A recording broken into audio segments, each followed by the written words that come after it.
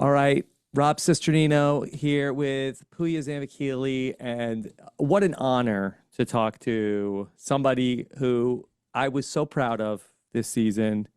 Carolyn, I have a very important question for you to start things off.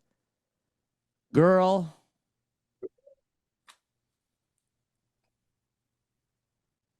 you go now. That's it, just That's it. girl. Just go. Just go.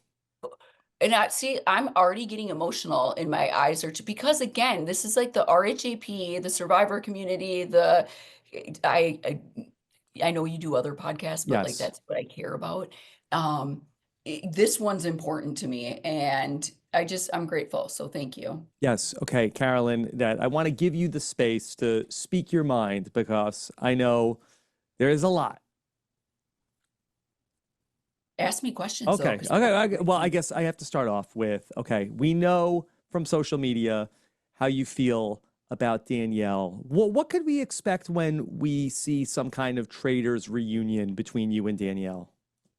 I'm in a different space right now, Rob, because like I do journal and I process a lot. And you know what? Like it's like regardless, I always feel like making fun of people's like gameplay, go ahead, be like, that was stupid and blah blah, go ahead. But when it comes to like when it gets super hateful, or and I know all about that. Like I don't like I don't search my damn name, because you know how many people are diagnosing me, saying that I'm crazy, like mentally ill, I'm on drugs, I'm like there's so it's like, and typically it is like that for me. Like it's not people like saying gameplay stuff, it's always people are trying to diagnose what they don't understand, or that it's different. It's like, am I that weird? Like, girl, I so I don't read a whole ton, but I know that she's getting a lot of hate, and I don't care what anyone does. It's just like none of that is warranted ever.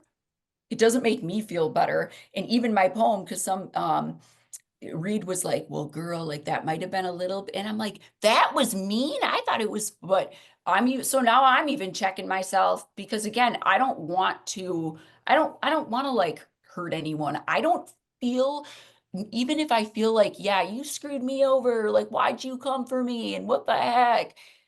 That is the game. And but then there's, again, I was bawling my eyes out at that round table. There's stuff that was said that hurt. I'm a human and I play these games with my full heart. And yeah, well, you use that to your advantage. Of course I do, but I'm also playing as myself, and it doesn't mean that it doesn't hurt. We'll change something up. I don't want to. And so again, it's this like I have to balance it and juggle it, because I know that it helps me, but it doesn't mean I'm not going to be crying at the end. Pooya?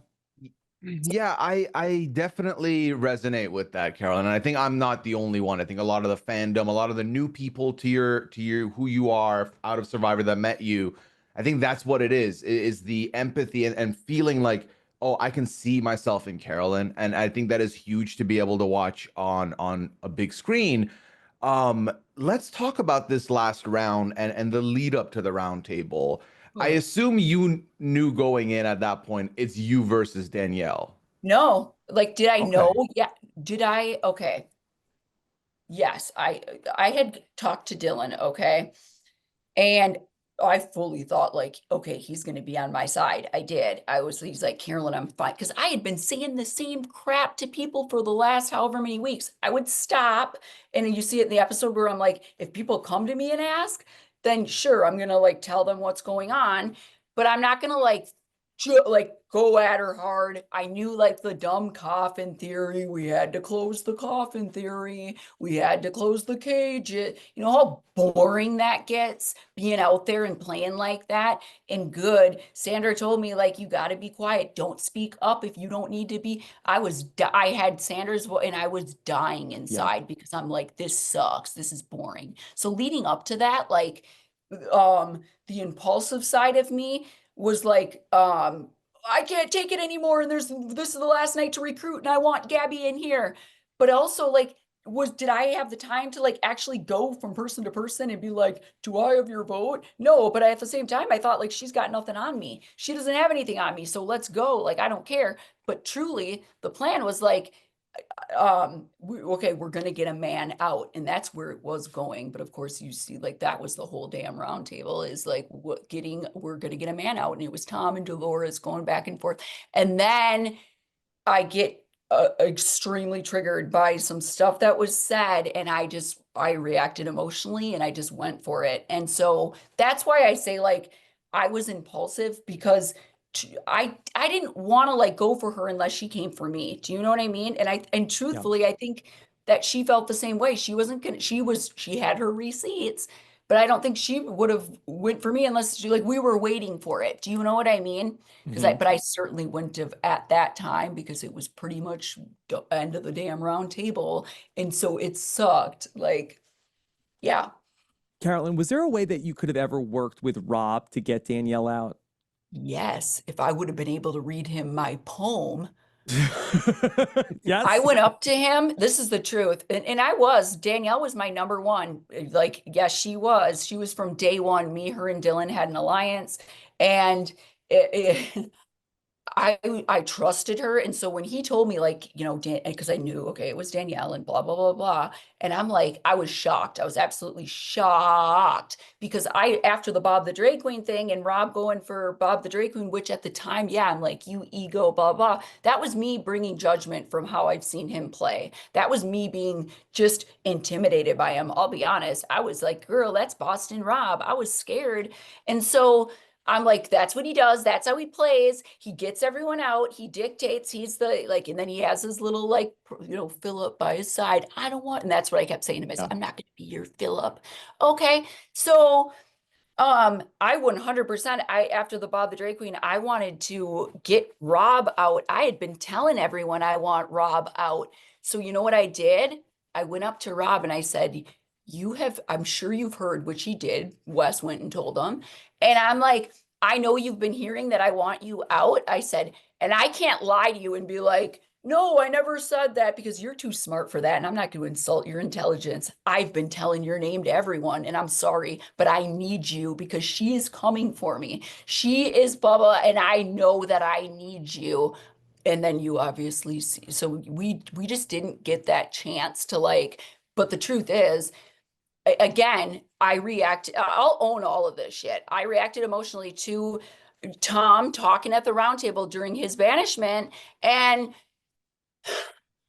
because Boston Rob, okay, can say anything and just people listen. He could be like la ba da ba da ba ba, and they'd be like, yeah.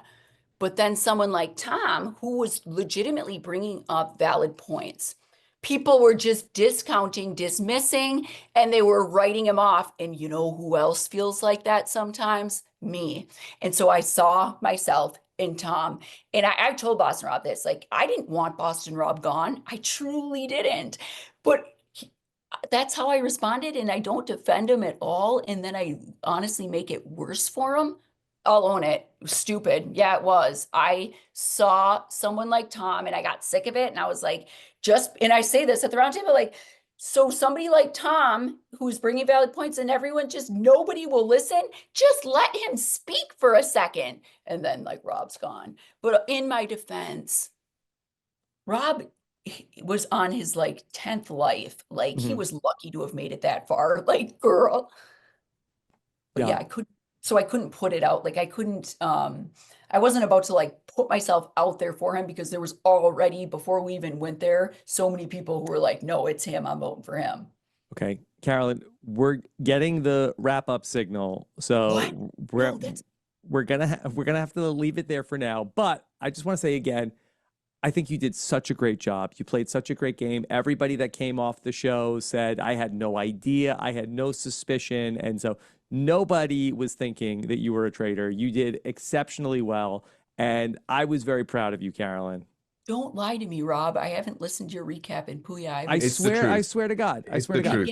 I just feel like I disappointed myself again because I felt like here it is, my Survivor edit all over again, and I'm gonna be the 0 vote finalist at the like that's all I could think about there. I really beat myself up about it because I'm like, this is again, because I play these things as myself and I put so much out there and it hurts. I Like, good, know. this shit hurts. And so I'm like, why can't I talk like you, Rob? Why can't I No. talk like you, Wes? It's true. Yeah. Well, Carolyn, I'm sorry to I say also, can't. I'm I don't sorry. have Sia to give you $100,000 today either. I'm very sorry about that. But I do hope that we can schedule some time with your people for you to come back and talk more about all this. Girl, like this is not enough. It's not enough. It's not enough. Okay. So, yeah. But Carolyn, anything else that you want to tell people to check out? No, because I'm like, it's still, girl, I can't process all that at once. Okay. I'm just here living in the moment. All right, Carolyn, we love you and we'll talk to you soon, okay? Thank you. Okay, Carolyn.